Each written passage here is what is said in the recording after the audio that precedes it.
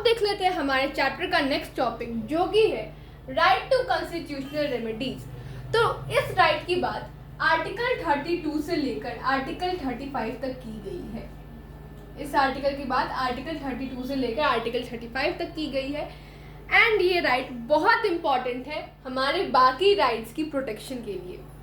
हमारे पास कितने fundamental rights हैं? 6 फंडामेंटल राइट्स हैं, उनमें से ये एक है। तो ये एक फंडामेंटल राइट हमारे बाकी के 5 फंडामेंटल राइट्स के लिए बहुत इंपॉर्टेंट है, उनकी प्रोटेक्शन के लिए बहुत इंपॉर्टेंट है।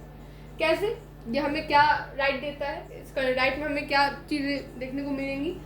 तो अगर आपको कभी भी लगे कि नहीं, मेरे किसी भी राइट का हनन हो रहा है, वॉयलेशन हो रहा है, तो ये राइट आपको राइट देता है कि आप कोर्ट जाओ एंड उसके लिए लड़ो।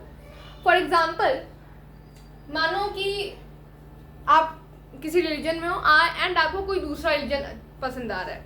मानो ऐसे ही नाम दे देते हैं, आप रिलीजन ए में हो एंड आपको रिलीजन बी पसंद आ रहा है। एंड हमारा जो right to freedom of religion है वो हमें क्या राइट देता है कि आपको कोई ज़रूरत नहीं है कि अगर आप रिलीजन ए में पैदा हुए हो तो आप रिलीजन ए को ही फॉलो करो। अगर आपको रिलीजन ए से ज़्यादा रिलीजन बी अच्छा लग रहा है तो आप टोटली फ्री हो कि आप रिलीजन बी को फॉलो कर दो। लेकिन आपके जो आस पड़ोस के लोग हैं, आप या फिर कोई इंसान है, या फिर आपके फैमिली में कोई भी है जो बोल रहा है नहीं तुम रिलीजन ए में पैदा है तो रिलीजन ए को ही फॉलो करना है, रिलीजन बी तुमको फॉलो नहीं करने दिया जाएगा, तो इस तरह क्या हो रहा है? Religion to freedom of religion का क्या हो रहा है? आपके हनन हो रहा है, वॉयलेशन हो रहा है। तो आप कोर्ट जा सकते हो। या फिर ये वाला एग्जाम्पल भी हटाओ, मान लो राइट टू इक्वालिटी को लेते हैं। मान लो कुछ देर के लिए कि आप लोअर कास्ट के हो एंड कोई सपोज करो कुछ देर के लिए कि आप लोअर कास्ट से हो और कोई अपर कास्ट वाला इंसान आता है एंड आपको बोलता है, आपको डिस्क्रिमिनेट करता है, बोलता है अरे तुम तो लोअर कास्ट के हो, तुम तो ये हो, तुम तो वो हो।